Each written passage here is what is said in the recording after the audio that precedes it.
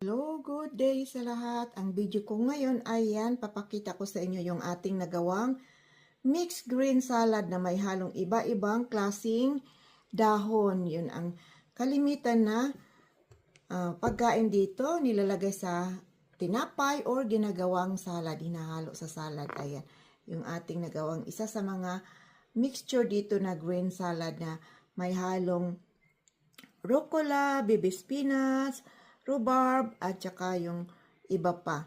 And of course, nilagyan natin siya ng pampalasa na red onions para maglasa yung ating green salad. Pwede rin olive oil kung gusto nyo olive oil ang ilagay. And of course, meron tayong toppings na kiwi. Ayan yung toppings natin, yung kiwi with salt and pepper. Ayan, try nyo sa kusina yung mga friendship, yung ating salad sa kusina ni Ganda Aida. Green salad with toppings of kiwi. Thank you for watching.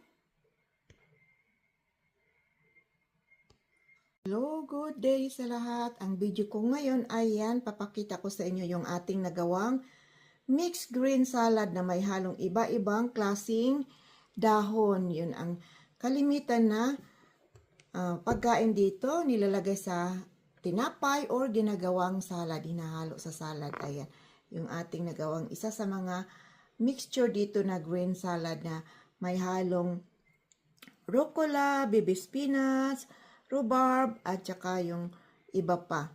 And of course, nilagyan natin siya ng pampalasa na red onions para maglasa yung ating green salad. Pwede rin olive oil kung gusto nyo olive oil ang ilagay. And of course, meron tayong toppings na kiwi. Ayan yung toppings natin, yung kiwi with salt and pepper. Ayan, try nyo sa kusina yung mga friendship, yung ating salad sa kusina ni Ganda Aida. Green salad with toppings of kiwi. Thank you for watching.